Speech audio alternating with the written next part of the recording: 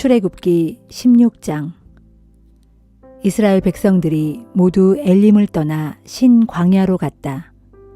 신광야는 엘림과 시내산 사이에 있었다.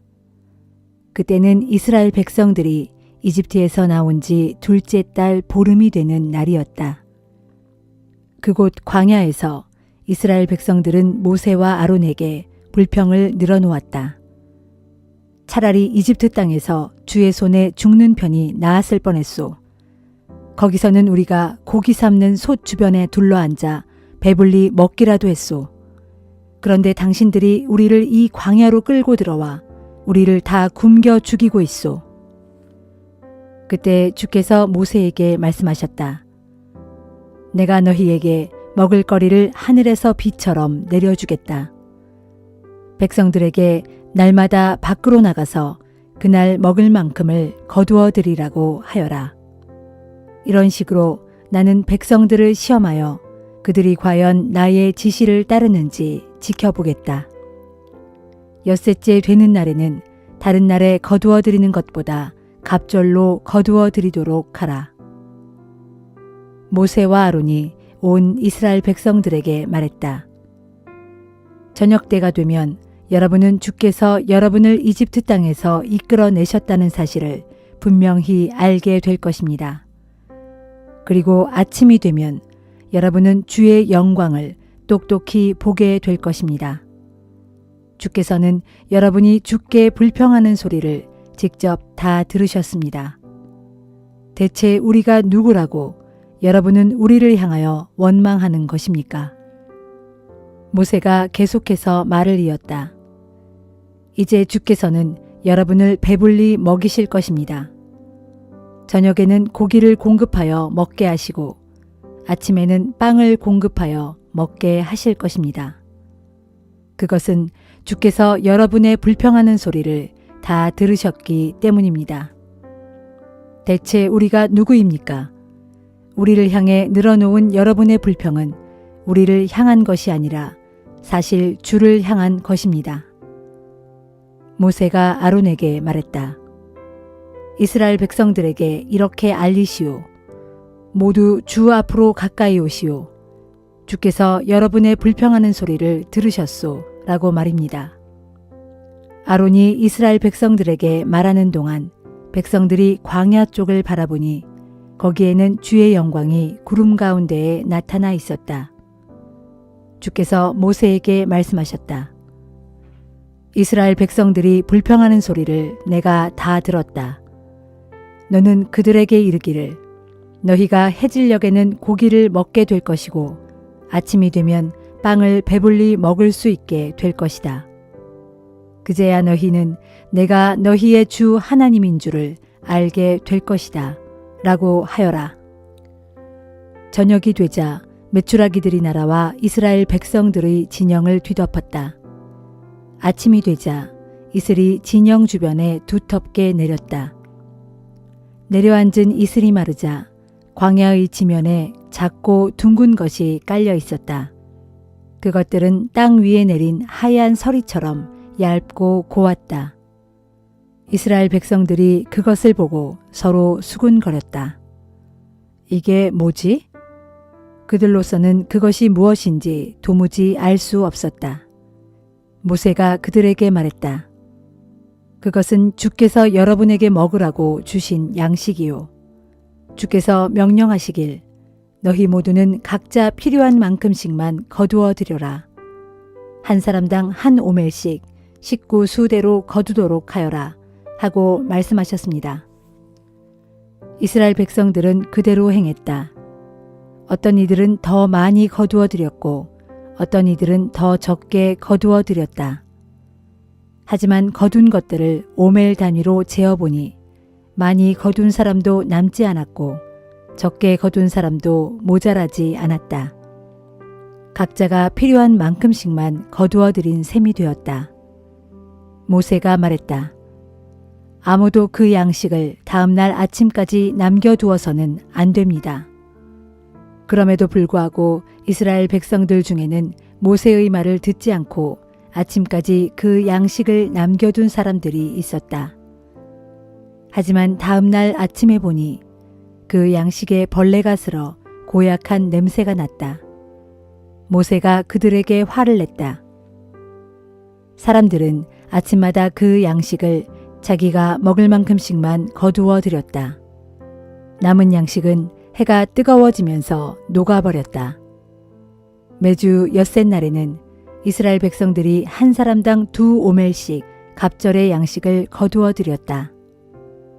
무리의 우두머리들이 모세에게 와서 이를 보고했다. 모세가 그들에게 일렀다. 주께서 말씀하시기를 내일은 쉬는 날, 곧 주의 거룩한 안식일이다. 그러니 너희는 구울 것은 미리 구워놓고 삶을 것은 미리 삶아 놓아라. 그 나머지는 무엇이든 아침까지 남겨두라고 하셨습니다. 이스라엘 백성들은 모세가 일러준 대로 거둔 것을 다음 날 아침까지 남겨두었으나 썩는 냄새도 나지 않고 구더기도 생기지 않았다. 모세가 말했다. 오늘은 그 남겨둔 것을 드시도록 하십시오. 오늘은 주께서 쉬시는 안식일이기 때문입니다. 여러분이 오늘은 들에서 아무것도 찾을 수 없을 것입니다. 여러분이 엿새 동안은 양식을 거두어 드릴 수 있지만 안식일인 이렛날에는 아무것도 거두어 드리지 못할 것입니다. 하지만 무리 가운데 몇몇 사람은 양식을 거두어 드리려고 이렛날에 밖에 나가보았다. 하지만 그들은 아무것도 찾아볼 수 없었다. 주께서 모세에게 말씀하셨다. 너희가 언제까지 내 명령과 지시를 따르지 않으려느냐? 주께서 너희에게 안식일을 주셨음을 명심하여라. 엿새날에 이틀치 먹을 양식을 내려주시는 까닭이 여기에 있다. 이렛날에는 누구도 자기가 살고 있는 곳에서 밖으로 나가지 말도록 하여라. 그래서 이렛날에는 이스라엘 온 백성이 쉬었다. 이스라엘 백성들은 그 양식을 만나라고 불렀다. 그것은 고수씨처럼 하얗게 생겼는데 그 맛은 꿀을 섞어 만든 과자 같았다. 모세가 말했다. 주께서 명령하시기를 너희 후손들을 위해 만나를 한 오멜 가져다가 잘 보관해 두어라. 내가 너희를 이집트 땅에서 이끌어낼 때 광야에서 내가 너희에게 양식으로 준 것이 어떤 것이었는지 너희 후손들에게 보여주도록 하여라 하셨습니다. 모세가 또 아론에게 말했다. 항아리를 가져다가 만나 한 오멜을 담도록 하십시오. 후손들을 위해 그것을 주 앞에 두고 보관하십시오. 아론은 주께서 모세에게 명하신 대로 만나를 증거판 앞에 두어 보관하였다. 이스라엘 백성들은 정착할 땅에 이르기까지 40년 동안 만나를 먹었다. 가나안 땅 경계에 도착할 때까지 그들은 만나를 먹고 살았다. 한 오멜은 10분의 1 에바이다.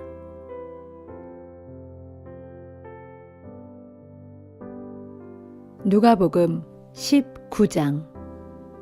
예수께서 여리고 성읍에 들어가 거리를 지나가실 때였다. 거기에는 삭개오라 불리는 사람이 있었다. 그는 세리장이었고 큰 부자였다.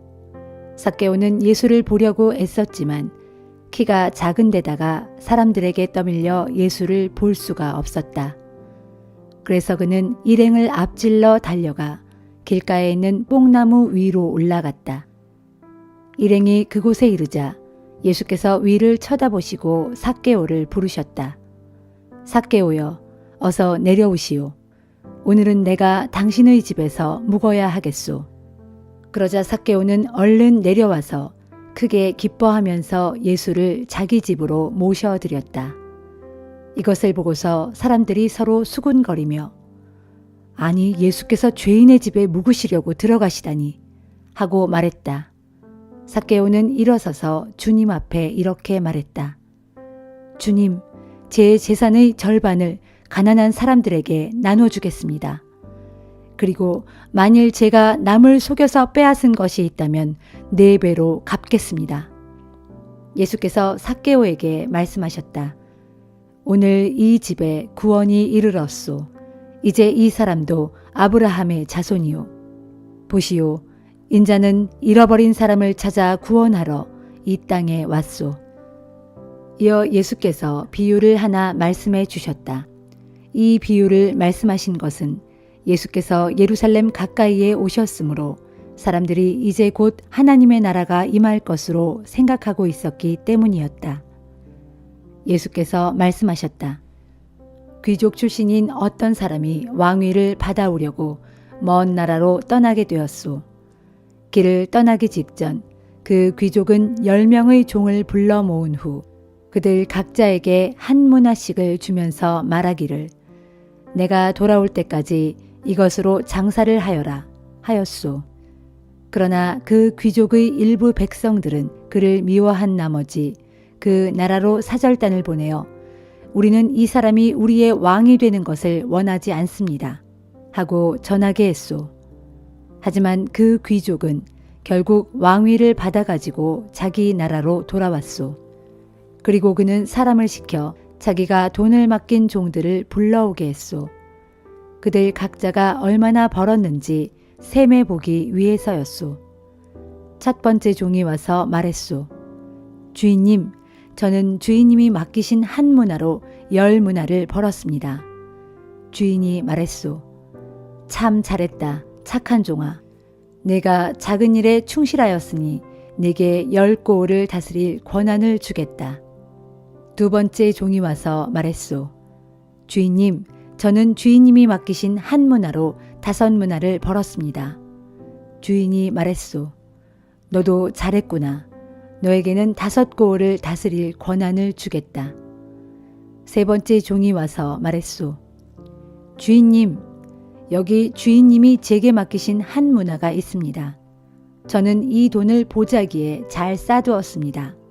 사실 주인님은 지독하신 분이라서 맡기지도 않은 것을 빼앗아 가시고 심지도 않은 것을 거두어 들이시는 분이 아닙니까? 그러자 주인이 크게 노하여 호통을 쳤소. 이 악한 종아, 내가 지독하다고? 좋다. 그러면 네 입에서 뱉은 말대로 지독한 사람이 되어주마. 그러니까 너는 나를 맡기지도 않은 것을 빼앗아가고 심지도 않은 것을 거두어 들이는 사람으로 알았다는 것이 아니냐. 그렇다면 네가 왜 그 돈을 은행에 맡기지 않았느냐. 그랬더라면 최소한 이자라도 받을 수 있었지 않았겠느냐. 그러고서 주인은 옆에 있는 사람들에게 명령했소. 여봐라, 이 악한 종에게서 한 문화를 빼앗아 10문화를 가진 사람에게 주도록 하라. 그때 그들이 주인에게 말하기를 하지만 주인님, 그 사람은 이미 10문화를 가졌는데요? 하자 주인이 대답했소. 내가 너희에게 분명히 말한다. 가진 사람에게는 더 많이 주어질 것이요. 갖지 못한 사람은 가진 것마저도 빼앗길 것이다. 그런 후에 주인은 명령하기를 그리고 내가 자기들의 왕이 되기를 원치 않았던 나의 원수들을 이리로 끌어다가 내 앞에서 모두 처형하도록 하라 하였소. 이 말씀을 하신 후 예수께서는 예루살렘을 향해 제자들보다 앞서 걸어가셨다. 올리브산의 기슭에 있는 벳바게와 베다니에 이르자 예수께서 2 사람의 제자를 먼저 보내시며 그들에게 말씀하셨다. 눈앞에 보이는 저 마을로 들어가면 아직 아무도 탄 적이 없는 어린 나귀 한 마리가 길가에 매여 있을 테니 너희는 고삐를 풀어서 그 어린 나귀를 이리로 끌고 오너라. 혹시라도 누가 나귀 고삐를 왜 푸는 것이요? 하고 묻거든 주님께서 잠시 쓰시겠답니다. 하고 대답하여라. 제자들이 마을에 들어가서 보니 과연 예수께서 말씀하신 대로 어린 나귀가 한 마리 매여 있었다. 그래서 고삐를 풀고 있는데 주인이 와서 물었다. 왜 우리 나귀를 풀고 있는 거요? 제자들이 대답했다. 주님께서 잠시 쓰시겠답니다. 그러고서 제자들은 어린 나귀를 예수께로 끌고 와서 자기들의 겉옷을 나귀 등에 얹은 다음 예수를 그 위에 타시게 했다. 예수께서 나귀를 타고 길을 가시자 사람들이 서로 자기들의 겉옷을 길 위에 폈다. 예수께서 올리브산의 내리막길에 이르렀을 때 지금껏 예수께서 행하신 여러 기적들을 목격해온 수많은 제자들이 크게 기뻐하며 큰 소리로 하나님을 찬양했다. 복되도다. 주님의 이름으로 오시는 왕이시여. 하늘에는 평화, 지극히 높은 곳에는 영광. 그런데 이런 광경을 보고 무리 가운데 섞여 있던 몇몇 바리새파 사람들이 투덜대며 예수께 말했다. 선생님, 당신의 제자들을 꾸짖어 잠잠케 하십시오. 그러나 예수께서 그들에게 말씀하셨다. 만일 저들이 잠잠하면 길가의 돌들이 소리칠 것이요. 행렬이 예루살렘 가까이에 이르렀을 때 예수께서 예루살렘 도성을 바라보며 우셨다. 그리고 예루살렘을 향해 이렇게 말씀하셨다. 오늘 너도 내게 평화를 가져다 주는 일이 무엇인지 알았더라면 얼마나 좋았을까. 하지만 지금 내 눈에는 그 일이 감추어져 있어 보지 못하는구나. 장차 심판의 날이 내게 닥칠 터인데 그때에 네 원수들이 진을 치고 너를 사방에서 조여들면서 너와 네 자녀들을 멸망시킬 것이다.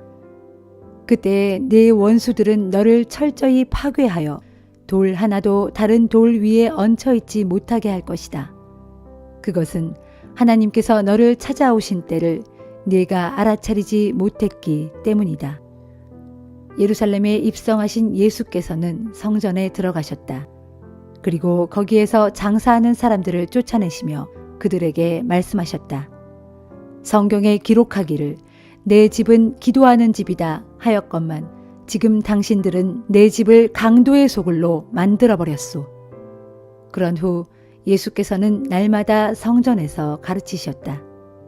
대제사장들과 율법 교사들과 백성의 지도자들은 머리를 맞대고 예수를 죽일 궁리를 하고 있었다. 하지만 사람들이 모두 예수의 말씀을 열심히 듣고 있었으므로 어찌해야 좋을지 방도를 찾지 못하고 있었다.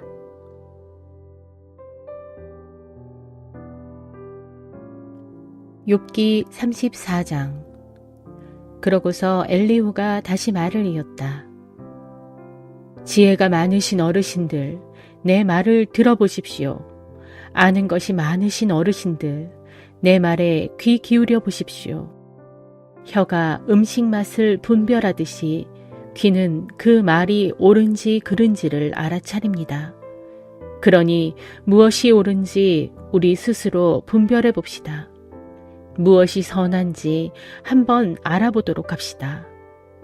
욥 어르신은 말씀하시기를 나는 아무 잘못이 없는데도 하나님께서 나의 옳음을 인정하지 않으신다 하시고 또 내가 옳은데도 불구하고 어찌 옳지 않다고 거짓말을 할 수 있겠는가. 정말로 나는 아무 죄가 없는데도 너무 큰 상처를 입었다 하십니다. 욥 어르신은 어찌 그리 말씀하실 수가 있습니까?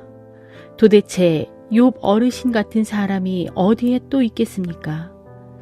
지금 욥 어르신은 하나님 비웃기를 마치 물 마시듯 하고 있습니다. 저분은 악을 행하는 자들과 친구로 지내고 또 못된 짓을 하는 무리들과 어울려 다닙니다. 그러면서 말하기를 사람이 하나님을 기쁘게 하려고 애써 보았자 대체 그것이 무슨 유익이 있단 말인가 라고 하십니다.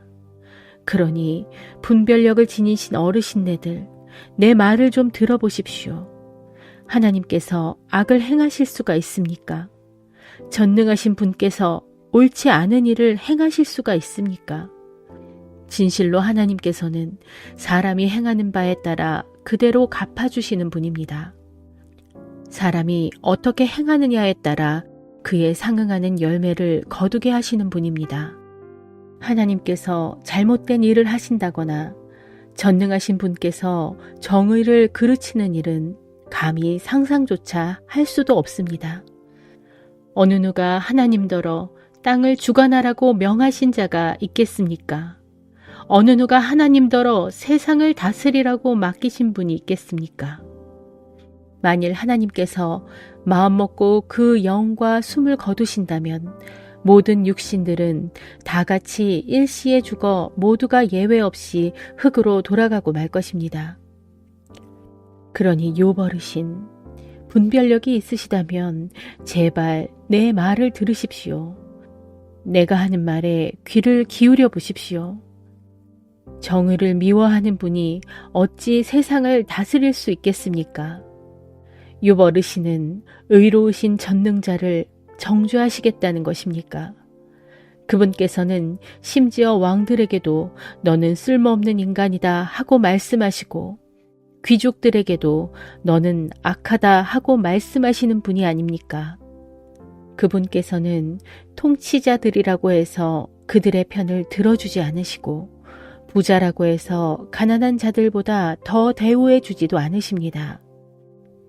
모두 다 그분께서 손수 지으신 자들이니 말입니다. 그들은 순식간에 죽는 존재들입니다. 사람은 갑자기 죽는데 심지어 한밤중에라도 죽습니다.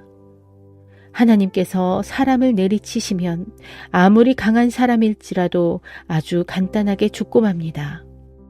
참으로 하나님의 눈은 사람이 행하는 바를 낱낱이 지켜보십니다. 발걸음 하나하나를 다 헤아리고 계십니다. 악한 자들이 하나님의 눈길을 피해 숨을 수 있는 곳은 온 세상 어디에도 없습니다. 아무리 어두운 곳이라도, 아무리 짙은 그림자가 드리운 곳이라도 하나님의 눈을 피해 숨을 때는 어디에도 없습니다.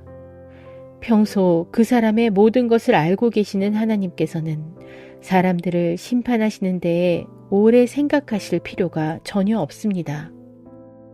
하나님께서는 이것저것 조사할 것도 없이 힘있는 세력가들을 꺾어버리시고 그 자리에 다른 사람을 대신 앉히십니다. 하나님께서는 그들이 행한 짓을 너무나 잘 아시기 때문에 하룻밤 사이에 그들을 뒤엎어 멸망에 이르도록 하시는 것입니다. 하나님께서는 모든 사람들이 지켜보는 자리에서 그들의 악함을 징벌하시는데 그것은 그들이 하나님께 등을 돌려 옆길로 벗어났고 그래서 하나님께서 지시하시는 길로 가는 것에는 아무 관심도 없기 때문입니다. 그로 인해 가난한 자들의 고통스러운 울부짖음이 하나님께 올라가 닿았고 결국 하나님께서는 그들의 부르짖음에 응답하시는 것입니다. 하지만 만일 하나님께서 잠자코 침묵하신다고 하여도 어느 누가 감히 그분을 비난할 수 있겠습니까? 만일 하나님께서 얼굴을 가리시고 숨으신다고 하여도 어느 누가 감히 그분을 비판할 수 있겠습니까? 어느 누구도 어느 민족도 감히 하나님을 비난할 수 없습니다. 그분께서 하나님을 우습게 여기는 경건치 못한 사람을 왕으로 삼아 나라를 다스리게 하시고 또 그 백성들에게 올가미를 씌워 억압하게 하실지라도 어느 누가 감히 하나님께 항의할 수 있겠습니까? 욥 어르신은 하나님 앞에서 내가 죄를 지었습니다. 하지만 다시는 죄를 짓지 않겠습니다. 내가 미처 깨닫지 못하는 것을 주께서 가르쳐 주십시오. 내가 잘못했다면 다시는 그런 잘못을 저지르지 않겠습니다. 하고 말씀드린 적이 있습니까? 어르신이 지금처럼 계속 회개하기를 거부하신다면 과연 하나님께서 어르신의 편을 들어주시겠습니까? 물론 결정을 내리는 것은 내가 아닌 욥 어르신이십니다. 지금 어르신이 생각하고 있는 바를 내게 말씀해 보십시오.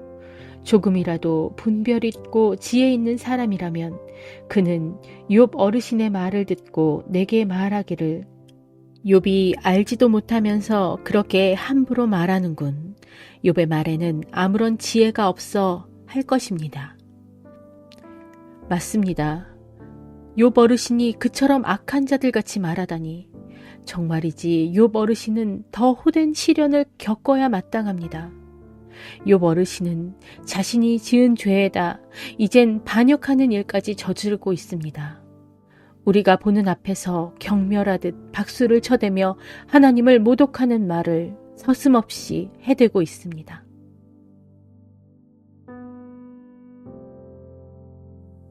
고린도 후서 4장.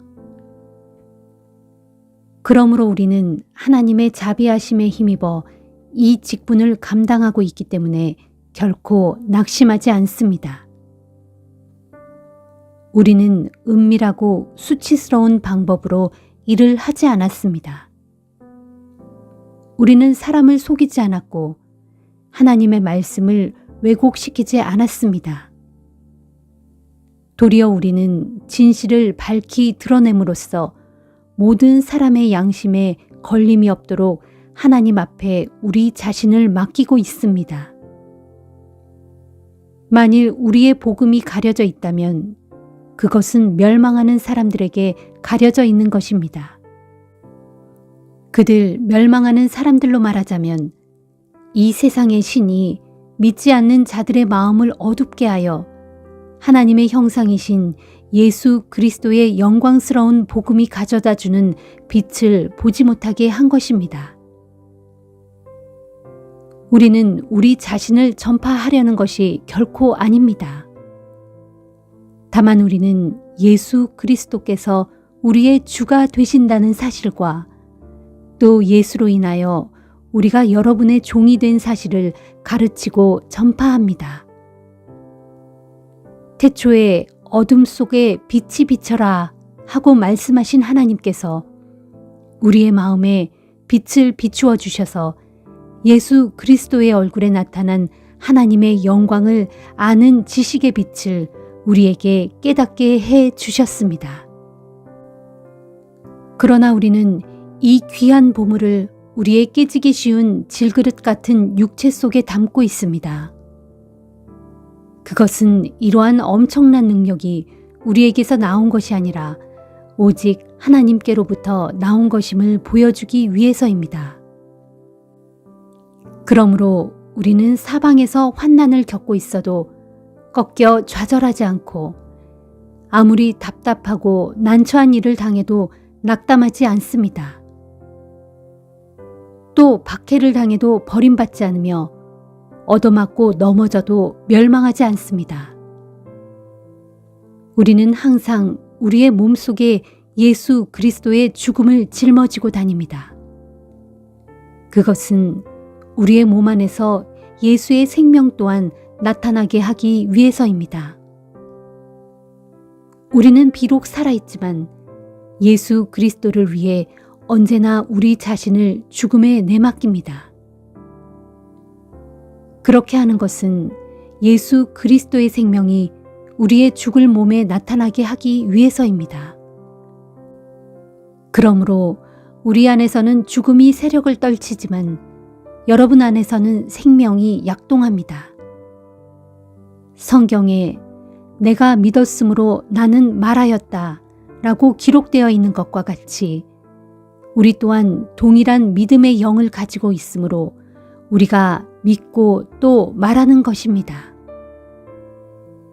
주 예수를 죽은 자들 가운데서 살리신 하나님께서 우리도 예수와 함께 다시 살리셔서 여러분과 함께 그분 앞에 서게 해 주실 것으로 압니다. 이 모든 것은 여러분의 유익을 위한 것입니다. 그리하여 더 많은 사람들에게 하나님의 은혜가 점점 더 풍성히 임하여 감사하는 마음이 넘치게 하고 그럼으로써 하나님께 영광을 돌리게 하려는 것입니다. 그러므로 우리는 결코 낙심하지 않습니다. 우리의 겉사람은 점차 시들어가지만 우리의 속사람은 날마다 새로워져 가고 있습니다. 우리가 지금 겪고 있는 잠깐 동안의 이 고난은 장차 우리에게 비교조차 할 수 없을 정도로 훨씬 더 크고 영원한 영광을 가져다 줄 것입니다.